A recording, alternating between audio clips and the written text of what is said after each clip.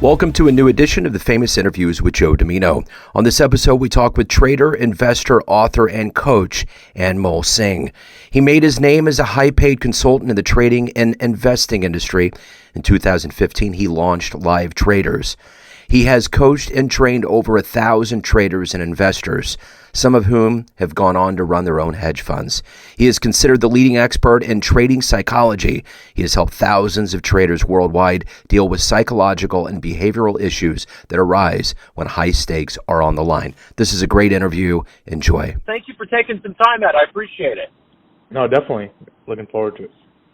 Me too, man. So before we get into your life as a trader, investor, author, and coach, you got a lot going on, and I want to know, how did you survive that 2-year quarantine pandemic period of COVID-19? How did you get through it, and how did that time period subsequently change not only the way that you live your life, but the way that you approach business? Yeah, definitely. I think for me, in terms of the business side of things, it was actually one of the better years because, as you realize, the stock market, which is what I'm primarily involved with, was really volatile, as if you recall, during the COVID timeframe. So I think for traders, that made for a really good environment. But as far as life, that was a really eye-opening situation for me, which kind of also gave me gratitude for my business, which I never felt before. Because, as traders, you're just sitting in front of your computer, you're pushing buttons, you're making it happen, and you don't think much of it. But during COVID, seeing a lot of people, having problems with their businesses being closed, or people losing their jobs, it definitely gave me a more gratitude for the work that I was doing, since that was something I was able to do without any change in my work, since it's pretty much reliant on you on your computer and your internet. So I think that definitely gave me an appreciation for this business. So let's simplify to a certain degree what you do for a living. And I'm going to put you in front of a bunch of third graders at a career day. And one of the kids looks up at you and says, "What do you do for a living?" How would you explain it? So what I would explain it to a 30-year-old would be in the form of, imagine there's a company, right? You start a lemonade stand, you start a business. And now your lemonade stand is pretty popular. It's always full of people lining up to purchase, your lemonade. But the problem is you're only able to serve maybe 20 or 30 people a day because you don't have, more stock for buying more lemons, buying more glasses. And you also need help to provide lemonade to that big queue. So now you want to open a second lemonade stand, but now where do you go? You don't maybe have the money, you don't have the expertise. So that's kind of what the stock market is, where you go to a public and you say, hey, I want to open another lemonade stand. And do you want to invest in my current lemonade company? When we open a second one, we open a third one, you get a piece of that, right? So that's kind of what we're doing in the stock market, is we're investing and putting our money in companies that we might believe in, companies we might think are going to do better. Maybe they're going to open another store. Maybe they're going to open another lemonade stand. And as traders and investors, what we're really doing is helping those companies fund their future progress. I love the way you describe that. That really does break it down very well. When you were a kid, what did you want to be when you grew up? Great question. I mean, believe it or not, I wanted to, just like any other kid, or most kids, I wanted to be, an astronaut. And then it changed into, being involved in sports. But then I quickly realized that it's not going to be my forte because I tried it. I wasn't very good at it. So I think that's when I came into and, realizing that I might want to look into different avenues. But I was very curious as a kid. I was always looking at different things, and I always wanted to try out different things. But definitely trading or investing wasn't something you would think of.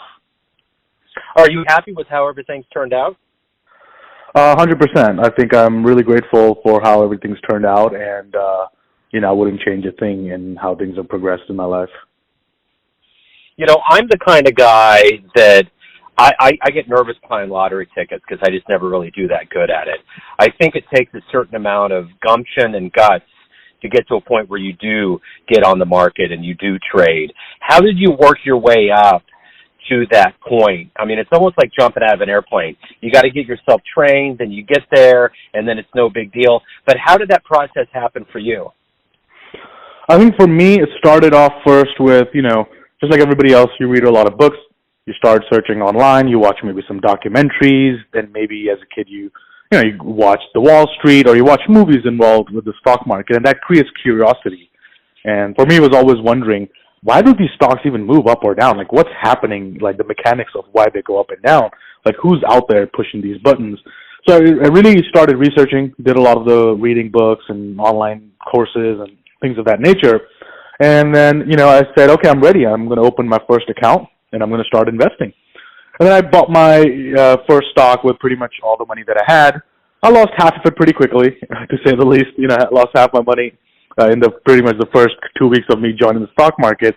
And then it dawned on me that it's not easy. You can't just pushing a button or buying a stock doesn't make you a trader. There's the method that I need to learn. There's something that I don't know. So I need to go, just like people start a business with a business plan, I need to have a trading plan, and I really need to learn the craft. So when I lost half of my money and only had half remaining, I was like, right, I got to use this productively. And at that time, I was in college, so I was in my dorm room. Luckily, that was a good thing because, as a single guy in your dorm room, you don't have a lot of responsibilities. You don't have a lot of expenses. You don't have any other things to worry about to pay your bills. So it made it a lot easier for me to mess up and make those mistakes and go through that learning curve as a single man. So I think I went through that. I found a mentor online, and just basically he took me under his wing. He taught me how to trade. I interned for their company for a bit. It was a proprietary trading company in New York. So I traded under them for a little bit, joined their firm. And then I started eventually, they put me on like a simulator account. And if I prove myself in a virtual money environment, then they'll give me actual real money to trade. So that's how I got started in the industry. I was trading the firm's capital for a few years in exchange for a percentage of profits, and started my career there. And then after a few years of doing that, when I had my own money, I realized that, okay, maybe I don't need to split it with the company. I can just go off on my own now and, handle it. So that's kind of how I went off on my own, and I've been doing that ever since. So obviously you're in an environment where there's risks. Every single time that you do this, there's a risk. What's one of the higher risk opportunities that you got into that actually turned into a really good thing? So the great thing, actually, contrary to what a lot of people would think, is a professional trader is not actually putting in crazy amounts of risk. We're not really betting on binary outcomes, or we're not betting on this company or that company to really succeed and become the next home run. What we're doing is a lot of singles and doubles. And that's the mark of a professional trader, is we're not bought in, or we're not buying into a thesis or a narrative that might be playing out online that the stock's going to be the next best thing. What we're trying to do is what's going to be the next best thing next week, right? And then picking those smaller moves. So we're not trying to be an investor where we're trying to pick where a stock's going to go 10 years from now or 5 years from now. We're literally betting on what's going to happen next week or next month. So we're taking advantage of those opportunities and taking singles and doubles. And the way we get used to the risk that you mentioned is by having statistics in our favor. So we test our models immensely, which tell us, okay, this is going to be our win rate. This is going to be our win-loss ratio. And as long as the statistics are in my favor, all I have to do is just trade more. Just keep pushing the button based on the rules that we have. So we're not really taking a lot of risk. But the biggest risk, believe it or not, is the human emotion. That's the biggest risk that people have. Because a lot of traders come into this business from, maybe having a successful business in the past. Maybe they were an executive in a company, and now they have all this money saved up. They want to trade in the markets with that money. But that's the biggest risk, because they're coming with an ego. They've been successful in their past life. They think they can be successful here too. But honestly, the market doesn't care. If you're a janitor or if you're next CEO of a company, it doesn't care. It treats everybody the same way. It's the greatest meritocracy out there. So who have been role models or a hero for you in your life? For me, the role models, initially when I got into the trading, it started off with, Paul Tudor Jones, and you're following even Ray Dalio's career. So those were kind of the role models that I looked up to. But believe it or not, my role model was just my immediate mentors, people I was learning from, because they were already there where I wanted to be. So I was just modeling myself after them and using the characteristics and the habits that they were embodying. So one of my mentors, who's actually now my business partner, is Jared Wesley. So he's the guy who taught me how to trade and get involved in the markets. And I've just been kind of modeling his characteristics. And the good part was I found him very early. I was 18, 19 years old when I started to trade. So I was very moldable, and I was able to model those habits correctly. So if you can meet anybody alive on the planet right now and talk to them, who would it be? That's a really good question. Believe it or not, I was actually just thinking about this last weekend. I was like, if I could meet anybody, who would I want to meet? And it was a very tricky question because finding one person to me is, I have a whole list of people I would want to meet. But if I was to get one-on-one time, believe it or not, it would not be anybody in the trading industry. It would more be people like, Tony Robbins, people like, Werner Erhard, people that are involved with the mindset and the psychology aspect of it. Because trading has been the biggest self-development journey that I've ever embarked on. Like, I've learned a lot about myself in trading than anything else. Because when you're risking large amounts of money every single day, it can bring out the worst in you, and it can bring out the best in you. So I think what I've been really focused on now is like mindset and psychology, helping other traders, who are dealing with the same issues. Because, trading, research has been done. Trading releases the same hormones of dopamine and serotonin, the same levels that you get when you're gambling, you're, doing any sort of illegal substances. And as traders, we have to deal with that in real time. So I think if I could have lunch or dinner with anybody, actually Tony Robbins would be a good one. So what do you chalk up as a successful day? Whenever you get to the end of the day, we have all these things that we want to do. What makes you feel the proudest at the end of the day? To me, what makes me the proudest is, number one, following my trading plan, meaning I have a systematic trading plan, and I want to try to follow that to the letter and not let my emotions influence my decisions. Like, I really believe in this company, There's no room for beliefs, really, when it comes to my trading. It's all systematic. So I think controlling your beliefs, if I can just control that every single day and trade based on my processes, and I get all the work that's on my to-do list done, and I get a nice workout in, I maybe read something that, it expands my mind, like a nice book or a nice video, and I've accomplished all the things that I wanted to accomplish in that day, so that would make me feel really successful. So I guess kind of to piggyback off of that, what motivates you? What has been the key to your longevity in your career, and what motivates you each and every day? My biggest motivation is just, trying to be the best version of myself, because there's nothing more that I focus on every single day. Is am I bringing my best to my work, to my life, to my relationships, to my friendships? Am I being a person of integrity? That motivates me a lot. Like, I really believe in integrity, which is doing what you said you're going to do and then doing it when you said you're going to do it. So I think just knowing, hey, if I was 18 years old and I got here and I went to London to study and I came to New York, all these things that were on my vision board at one time I've accomplished. Now, what does the next step look like? So just the thought of what the next level looks like, the next step looks like for my life, the next chapter of my life, that keeps me excited and motivated to keep going and pushing boundaries.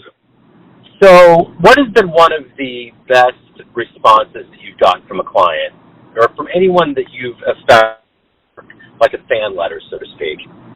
So I mean, that's something that I really love seeing. If I wake up in the morning and a few of my clients have emailed me, there's no better feeling than that. So one of them was this guy. He's a truck driver, right? Truck driver makes $50,000-$60,000 a year driving trucks, but he was really complaining that he wasn't able to get time with his wife, his kids, and he wasn't able to spend time because he was on the road all the time, right? Driving this truck. And he's like, only if I could find something that I could maybe do from home. And he's like, I don't even want to make $1 million. I don't even want to make six figures. If I can just replace the income that I have, that I do driving trucks, by working from home, involved in the stock market, that will give me the time that I deserve with my family. And that's more than happy. He's more than happy with that. He doesn't aspire to make a lot of money. So I was working with him for over a year.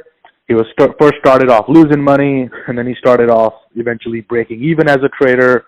And then finally on year 2, he hit the mark, and he's been making money ever since. He's replaced his income that he got from driving, let's say, a truck. I think right now he's making $70 or $80K, which is a little bit more than what he got paid, but he's doing it from home, and that's allowing him the time with his family. And he said, you know what, that almost saved my marriage, because I was on the road all the time, there's a lot of issues with his relationship, and now he's like, that fixes everything. So to me, that made me way more happier than any client. Or I have some clients that are running hedge funds now, and that made me more happy than a client raising like $10 million for a hedge fund. That was like the happiest moment I saw that, like this could impact relationships. It's insane. So if you had a dream tonight and you run into your younger version, say in your 20s, and you could give that young version a piece of advice based on the wisdom you've gained throughout your life, the choices that you've made up to this point, what would you tell your young version? I would tell my younger version to be a person of integrity, meaning do what you said you're going to do, and then do it when you said you're going to do it. And really pay attention to everything that's coming out of my mouth. And not just saying things. Like a lot of people do this, right? Oh, I'm going to start this from tomorrow. Oh, I'll start this from Monday, right? And then comes Monday. Oh, I'll start it next week. Oh, well, it's almost the end of the year. I'll just start it from January 1st, right? And you just keep procrastinating. So I tell my younger self that, put your blinders on, have your focus, have your goals, and then do what you said you're going to do. Do it when you said you're going to do it, and get really comfortable in your own skin. Because as you're talking about me being 20, I wasn't really, I was very introverted. I wasn't very comfortable in my own skin. So I think getting comfortable with yourself, right, like really truly know who you are, that gives you the confidence that you don't have to seek out externally. So everyone out there has a perception of you, your family, your friends, your clients, but ultimately you live your life. What's your perception of you? Who do you think you are? That's a really good question. My perception of myself is somebody who's trying to be the best version of himself, and that's my only goal. My only goal is to look at myself in the mirror every day and be happy with the decisions that I've made, and be living with the consequences of the bad decisions that I've made. But whatever I choose, be really, really comfortable with it. So my perception of myself is somebody who's just aspiring for more, aspiring to get to the next level, wanting to be a better version of himself every single day, and then also being able to help others and impact others in any little way that I can contribute to the world. So that's really my perception. That's a great answer. So if anyone wants to learn more about you, hire you, services, anything related to your world, where can they go and do that? Definitely. So I think if people are interested to learn more about the stock market, then our website is LiveTraders.com. So they can go in there if they're interested in the stock market. But if you're interested more about like the psychology, mindset, a little bit tips from how I got to where I got to, then I wrote it all down in my book, which is called Prepping for Success. And you can find more information on that on preppingforsuccess.com. But the book's also on Barnes & Noble's, Amazon, and, wherever else you buy books. So I think that would be the best way. And I'm also on social media. I have Twitter and Instagram, and both of my usernames are the same on both accounts, which is Delta90. It's all spelled out, DELTANINETY. Don't ask me how I got the username. I got it a long time ago when Instagram and Twitter came out, and then I kind of gained a following, so I said I can't change the username now. But it's Delta90 on both Instagram and Twitter. It's a great handle. It sounds good. It comes out really, there's a force to it, so that's great, man. Hey, this has been wonderful, man. Thank you for opening up about your world, your life. Good luck with the holidays in 2023, man. I appreciate it. Well, thanks for chatting with me, and it was always good chatting with you, and, happy holidays to you as well. Thanks for tuning in to another famous interview with Joe Dimino, where we cover the world of art, literature, business, spirituality, music, and more from around the globe. If you want to hear more interviews, visit the Famous Interviews with Joe Dimino channel on YouTube. Thanks again for listening, and until next time.